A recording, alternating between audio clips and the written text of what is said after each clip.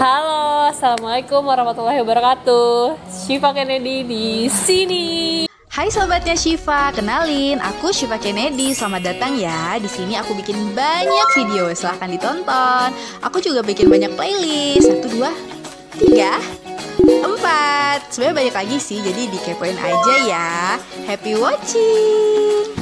Oh iya, jangan lupa subscribe dan nyalain loncengnya ya, biar dapat pemberitahuan setiap kali Syifa Kennedy upload video baru. Yeay, bersama Ara. Kita berkesempatan berdua lagi di sini bikin video untuk teman-teman semuanya, sharing. Karena nggak semua anak kedokteran loh ada yang mau bikin di video YouTube kayak gini ya kan? Ya karena yang pertama mungkin mereka juga sibuk dengan tugas-tugasnya. Terus mungkin ada yang nggak hobi juga kayak kita. Kalau kita kan hobinya ngomong. Hobinya ngomong. Kenapa enggak kemampuan kita tuh kita salurkan.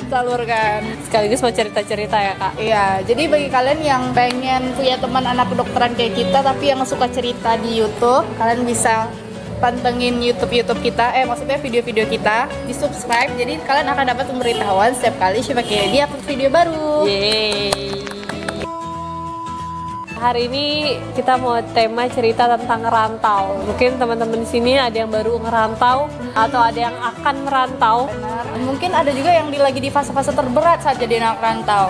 Ya, Kak Syifa ini udah ngerantau berapa tahun kak? 5 tahun. 5 tahun. 5 tahun lebih loh. Dan orang tua kakak kesini cuma 3 kali. Awal nganterin 2 kali, terus kemarin pas wisuda.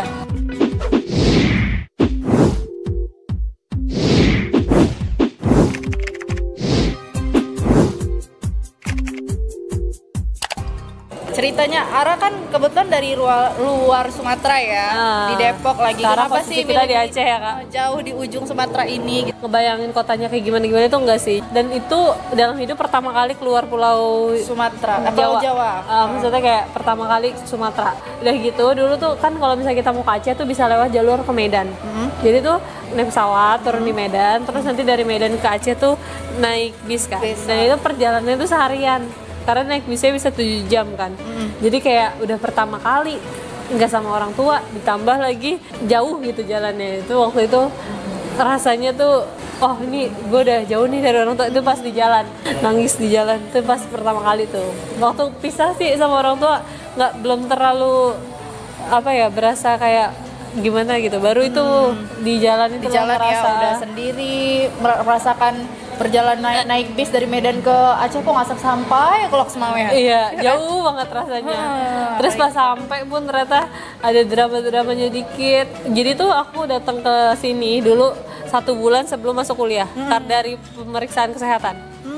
Terus nggak pulang lagi kan. Di situ belum punya teman sama sekali kan. Bertahan 1 bulan di kosan, nggak punya temen. Cara ngomong orang aja tuh beda. Pertama kali kaget banget. Kayak kalau di Jawa orang biasa ngomong maaf, terima kasih tuh agak lebih biasa kali ya. Entah karena lingkungan Ara juga kayak gitu. Terus kalau di sini orang ngomong kenceng-kenceng pertama. Kenceng-kenceng? Serius? Iya, waktu pas dari awal sampai Medan aja ketemu Abang Beca kan ya, ngomongnya. Beda guys, Ara transitnya di Medan. Iya, jadi pertama kali kayak ini orang pada marah-marah semua atau gimana, kan dianterin sama kakak. Ya itu mah udah biasa di Medan gitu, kayak gitu. Jadi merasakan culture shock lah ya. Iya, agak sedikit. Dulu kan nggak pernah dengar orang ngomong kau gitu. Terus misalnya lo gue gitu. Enggak juga. Cuma maksudnya kayak ada beberapa yang kaget gitu pas pertama kali sampai sini. Kalau misalnya Kak Syifa gimana? Dia masih inget gak? 5 tahun yang lalu sih, itu sebenarnya udah kakak ceritain di video, di video itu ya. Jadi kalau misalnya teman-teman mau tahu cerita lengkapnya silahkan nonton aja gitu. Tapi intinya dulu pas awal kesini juga baru pertama kali ke Aceh. Walaupun kakak kan memang orang Sumatera ya, di Duri, Riau. Tapi itu memang harus ke Medan juga lagi. Dan ke Medan juga pertama kali pas kuliah. Tapi itu dianterin juga kan sama orang tua. Pas orang tua mau pulang ke Riau lagi tuh baru kayak baru pertama kali. Jauh juga ya sekolah kita ya gitu. Iya, ngerasa kayak ya ampun, nih gue ada di belahan bumi mana. Poin satunya, nggak bisa dipungkiri kalau misalnya ngerantau menurut Ara bakal lebih mandiri. Bener. Mandiri dalam segi apa aja nih? Dari urusan rumah deh.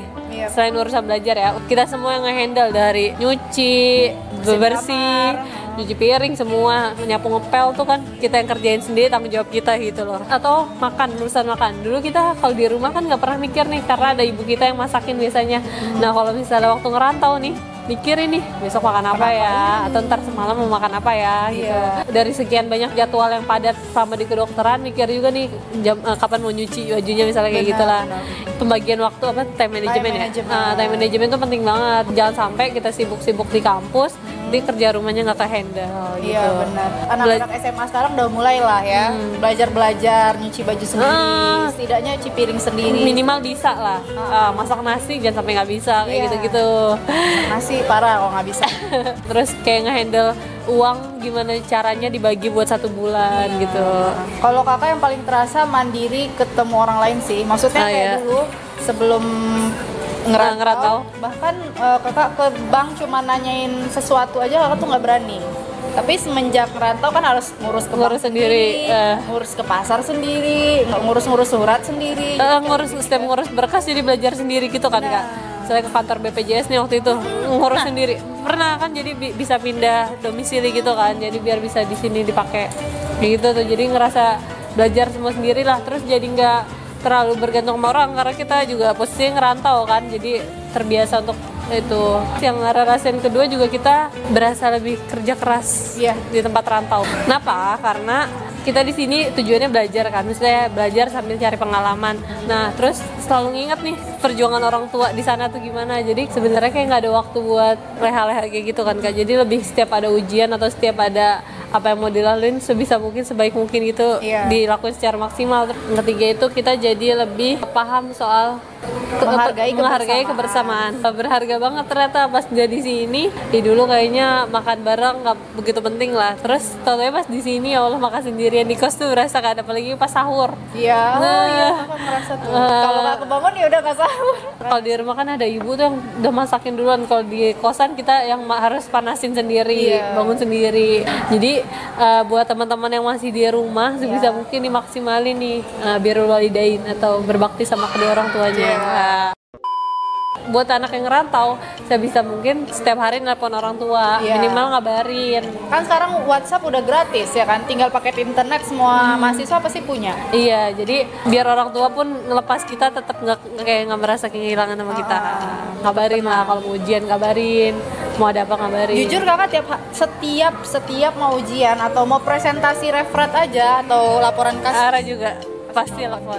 Nggak tahu kayak ada kekuatan tersendiri dan minta doa sama orang tua kan. Terus juga kayak biasanya dipermudah kayak gitu. Jadi kakak ngerasain sih efeknya. Kakak pernah H-1 sebelum presentasi laporan kasus, kakak benar-benar nggak ngerti apa itu bahannya sama sekali.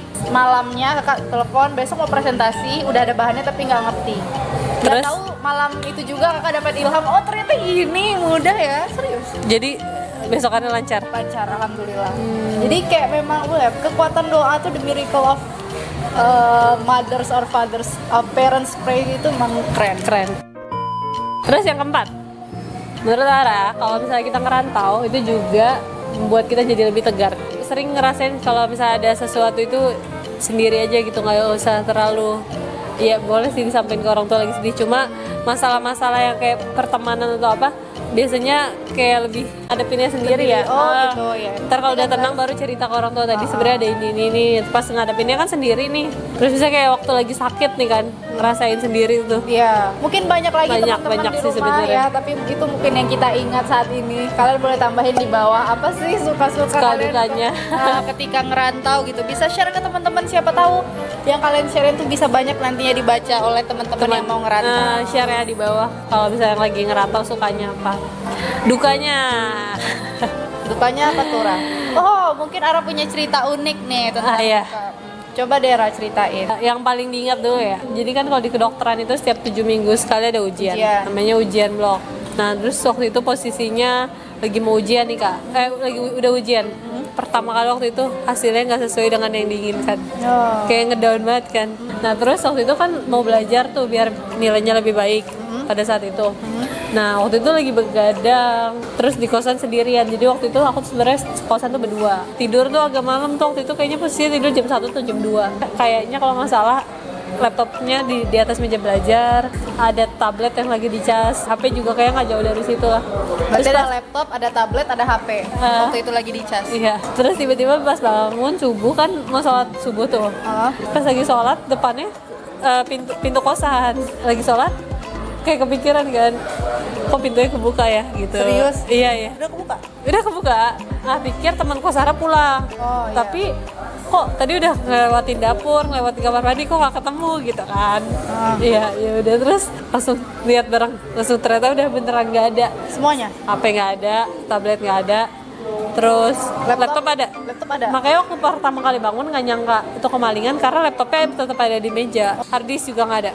Kan di dekat laptop kan nempel hard disk tuh, terus hard disk juga nggak ada. Itu langsung panik kan, kayak aduh harus lapor sama siapa nih, laporan bapak kos bahwa Itu besoknya mau ujian? iya, itu mau ujian perbaikan tuh waktu itu. Di belakang pintu itu ternyata kan ada tas, di dalam tas ada dompet. Ternyata dompetnya juga diambil uangnya semua. Dan itu malamnya baru ngambil ATM. Wow. Emang kayak udah takdir hilang kayaknya. ATM-nya diambil? Enggak, Oh enggak, uangnya? uangnya. Pisaunya ditinggal di dalam kosan. Pisau malingnya. Wow, parah. Dan itu Pisaunya tinggalan? iya, dan itu nangis sih. Nangisnya karena perasaan antara takut, terus yang kedua merasa bersalah sama orang tua, karena itu kan kayak amanah orang tua gitu. Nangis terlama deh, nangis itu kan gitu. Sebenarnya kalau dipikir-pikir tuh kan satu lantai Ara cuma sendiri. Kalau bisa bangun juga Ara nggak tahu sih ngapain. Kalau kita bangun abangnya megang pisau, kayak ya udah. Menyeramkan. Ujian lagi kan di 7 minggu kemudian. Lucunya tuh malingnya selalu tahu datang selalu habis ujian. Wow. Setelah biasanya kalau kita mau ujian tuh anak kedokteran habis ujian biasanya kan begadang. Nah, habis ujian tuh pasti dipakai buat tidurnya agak lama gitu, hibernasi. Dan kemalingan lagi yang kedua. Kedua? Serius? Iya, beda satu blok doang. Apa yang hilang? HP. Jadi kan itu HP hilang. Itu berdua. Berdua. Dan teman kosarnya juga HP diambil. Dan itu yang kedua bahkan ketemu sama malingnya, teriak tapi situ air mata juga keluar. HP-nya mana? Udah diambil. Tapi abis itu dia lari, sempat ada kejar-kejaran dengan bapak kos dan orang-orang sekitar tapi nggak dapat. Itu adalah duka Ara selama Itu duga nggak ada 3 kali kak. 3 kali ini itu yang kedua. Kakak siapa baru tahu guys. Sebenarnya dari yang pertama tuh udah paranoid ya, setiap mau tidur malam tuh kayak susah banget buat mulai tidur. Kalau mau tidur jadi HP tuh taruh di bawah bantal kak, saking takutnya kan. Kayak takdir banget pas hari kemalingan itu yang kedua malah nggak lagi di bawah bantal, sebelah muka Arah. Tapi keambil juga sih. Tapi apa? Ambil. Ya udah deh, pokoknya itu kemalingan yang kedua. You hold too many memories. Ngedown itu loh kak, sampai kayak apa pulang aja nih. Waktu itu pindah kosan sih. Pindah Langsung kosan akhirnya. nggak berani lagi makan di kosan itu sendirian. iya. Yang ketiga itu waktu itu di rumah sakit posisinya. Lagi jagain teman di rumah sakit. Terus? Jadi waktu itu posisinya semester 7. Jadi malam itu dia ngechat kan, tolong jagain dong gitu lah. Karena sesama anak rantau tahu banget rasanya kalau sakit yang jagain cuma teman bukan keluarga. Jadi kayak oke insya Allah gitu. Jadi di rumah sakit karena itu udah H-2 ujian juga tetap belajar. Nah dan itu posisinya teman dirawat di bangsal. Jadi satu kamar tuh rame-rame guys. Belajar sampai jam 4 pagi. Begadang tuh kan kami berempat belajar Di rumah sakit? Di rumah sakit.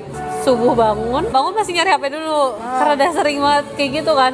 Ara pertama nyadar HP Ara nggak ada. Habis itu Ara bangunin temen Ara. Dia kan yang lagi sakit. Kok HP ku nggak ada ya, lihat gak gitu. Dia juga nggak lihat, tapi dia masih nggak sadar gitu. Terus dia juga nyari HP-nya. Ternyata HP temen Ara yang sakit juga nggak ada. Jadi memang hilang di bangsal ya? Iya, agak payah rumah sakitnya buat dimintain CCTV nggak bisa kayak gitu-gitu. Jadi itu mungkin pelajaran juga untuk teman-teman di luar sana ya. Soalnya kemarin juga ada kejadian kayak gitu. Di rumah sakit. Pokoknya Zahra itu ya sudah terkenal dengan cerita-cerita kemalingannya. Ya udah, tidak apa. Tapi diambil hikmahnya kalau ada yang bisa diambil hikmah. Pokoknya jangan teledor lah, jangan kayak Zahra. Guys, itu mungkin sharingan dari kita.